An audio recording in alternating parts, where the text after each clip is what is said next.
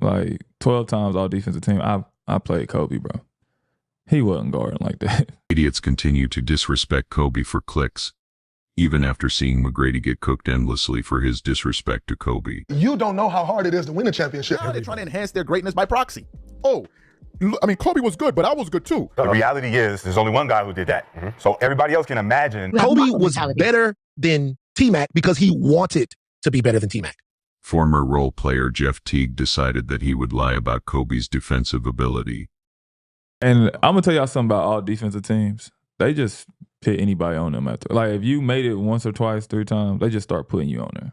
Like 12 times all defensive team. I played Kobe, bro. He wasn't guarding like that. He wasn't, bro. Yeah. Maybe the first 4 or 5 he was. After that, bro, he wasn't guarding like that, bro. Like played in the league, I didn't, bro. Nah, go look. Paul Pierce and them used to cook.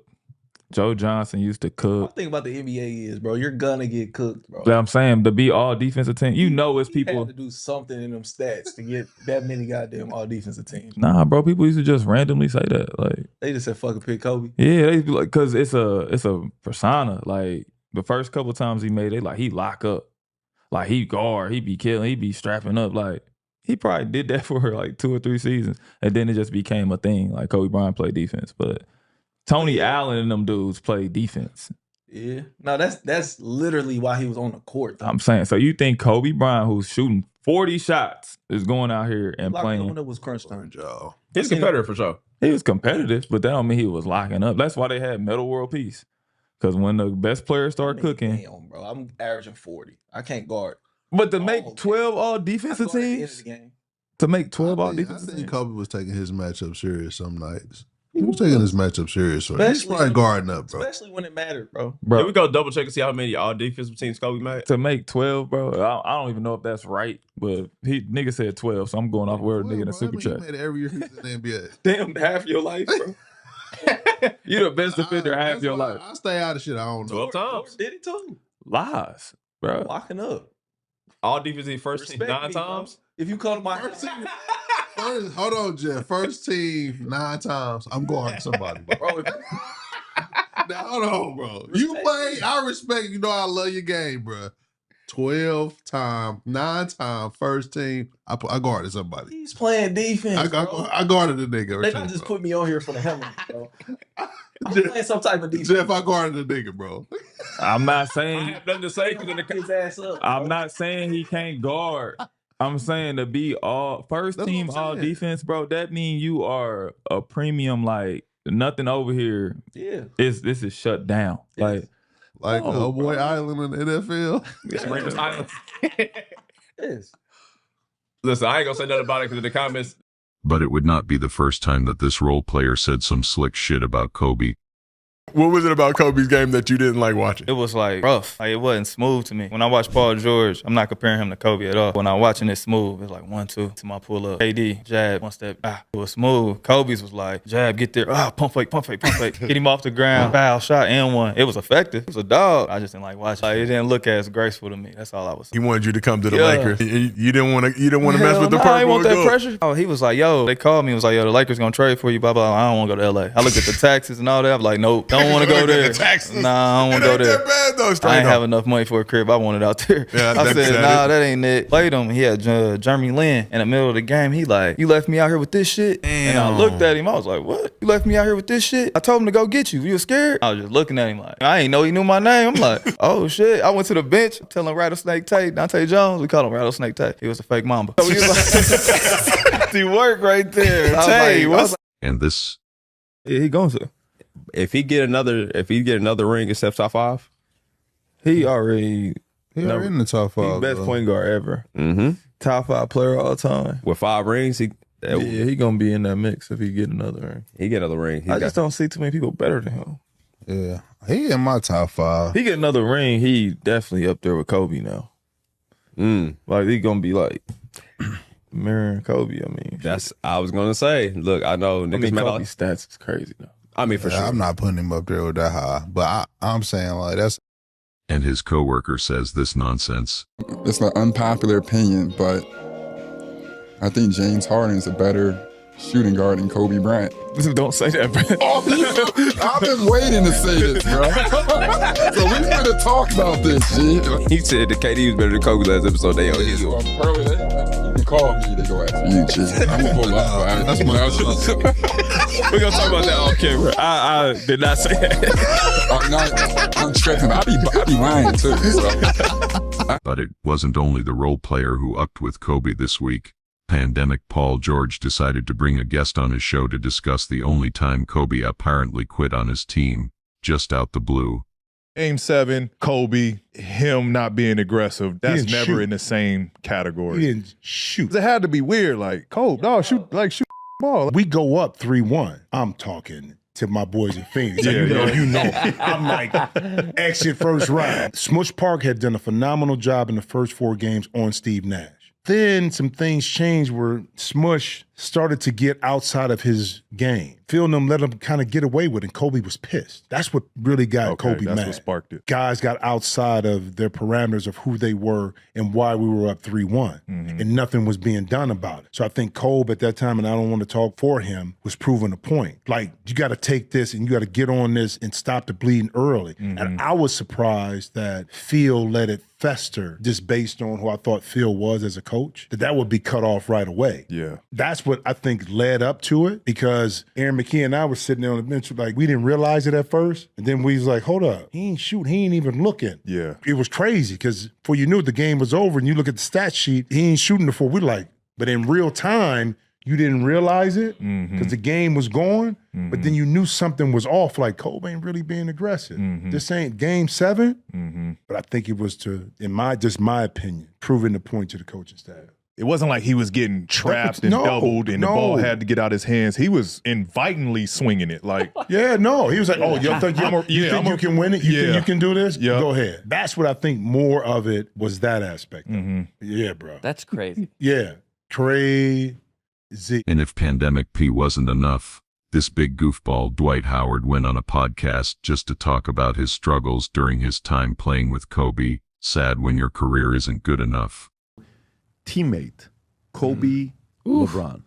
Teammate, I'm gonna go with LeBron. I had my championship with him. We had our longest run together. So I gotta pick LeBron over Kobe. But if you're an owner and you're drafting somebody and you have your number 1 draft pick, who are you picking between the two to win? To win, knowing what I know now. Yeah.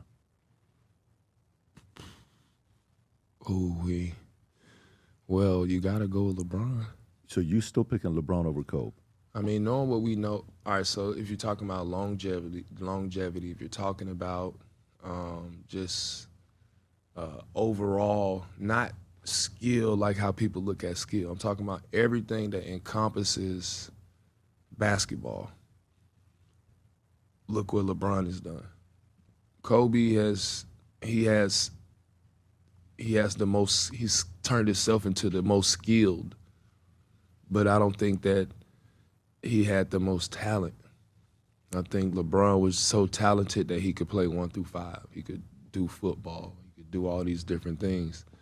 I felt like Kobe mastered his skill on the court of basketball. He mastered bank shots. He mastered the pump fake, turn around, shoot. He mastered the bump phase. He mastered all the moves that Jordan did to the 3. He mastered shooting with his left hand. You know, I think that when you look at LeBron, he just mastered everything that comes with basketball. Off the court, you know, he's figured out how to manage that whole side, which most athletes, if you can see, they don't have the proper resources or the proper team to do what he's done. His longevity just stands out to everybody. Okay, so here's one for you. So now that you got LeBron over Kobe, do you have LeBron over Mike? No, you can't have him over Mike. Why is that? Longevity. LeBron was longer than Mike, He bigger than was. Mike, faster. He can play 5 positions. Michael couldn't play 5 positions. Michael was really 3 positions, right? Why do I have LeBron?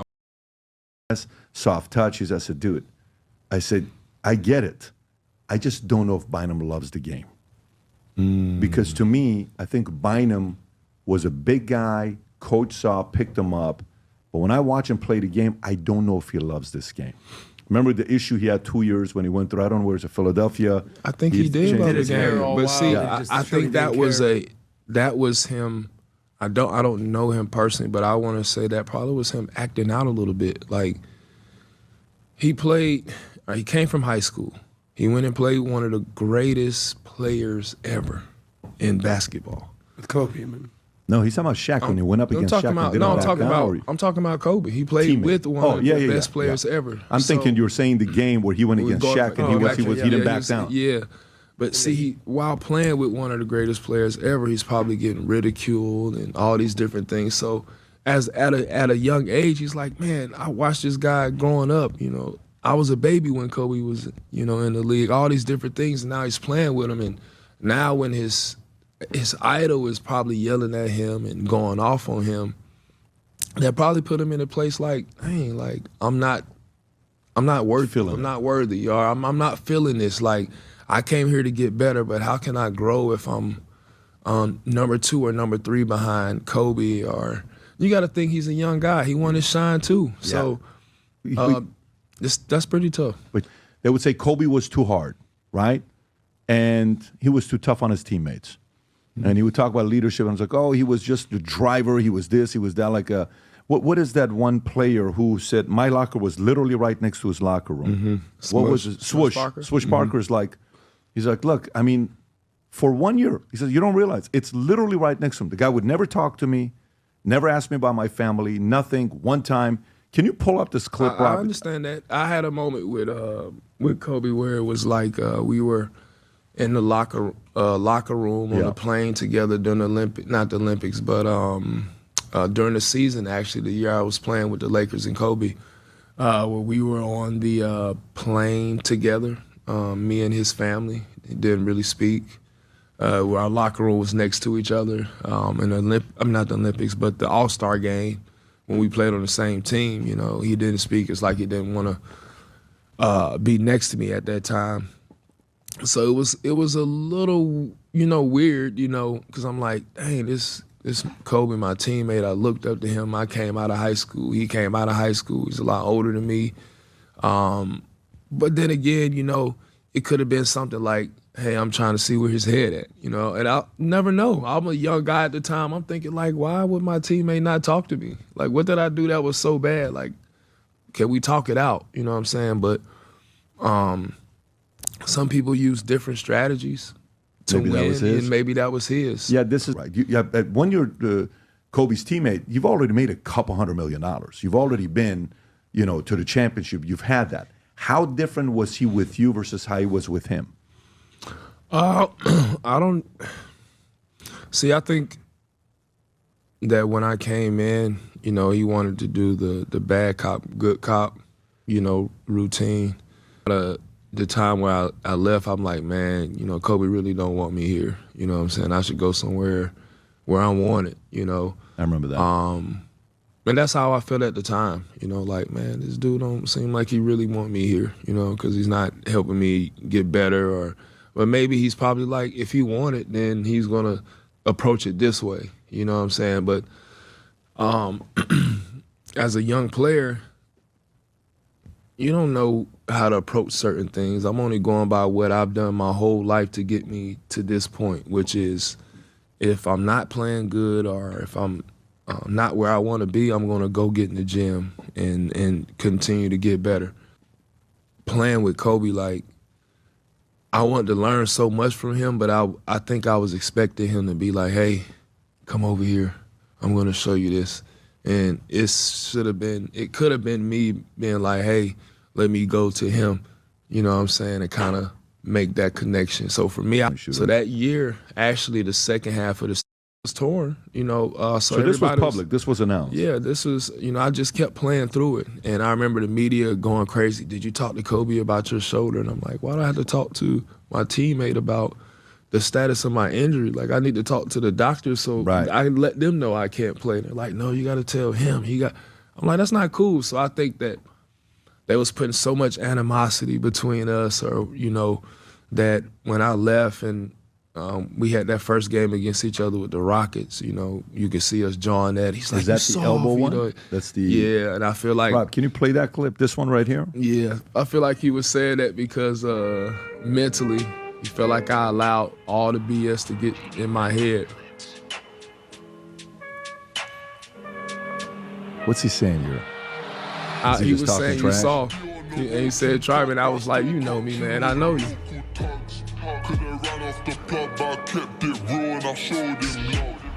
And so, look at the score. Down 25. Look at the score. So I feel like Kobe's down 25. In that game. We're kicking their ass, and it like this play right here is like, why is he doing this? And I'm like, all right, I'm gonna elbow you. Get off me. Oh, so the elbow was intentional. It wasn't accidental. It was intentional because first of all, we're winning by like. I think you're up 25. We're 25. Yeah. It's the fourth quarter. I'm getting a rebound. It's like, why are you pressuring me full court for after a rebound? Yeah. And so I got one elbow, then he comes back, so I throw another one just to like get him off. And then we get into it. And I want to say he was doing that to say like, I got you again. I got you out of your game. You're soft. All right, so I actually thought that this was done. I thought the slander was over, but it's not. I mean, it started with McGrady, 2 weeks ago? And he got smoked. Dwayne Wade got smoked too. Gilbert Arenas got smoked too. Now these other guys come to get cooked. This is getting from bad to worse. I mean, that all happened at the end of the NBA Finals. Now Summer League is going on. And you got guys going on TV shows just to talk about Kobe Bryant.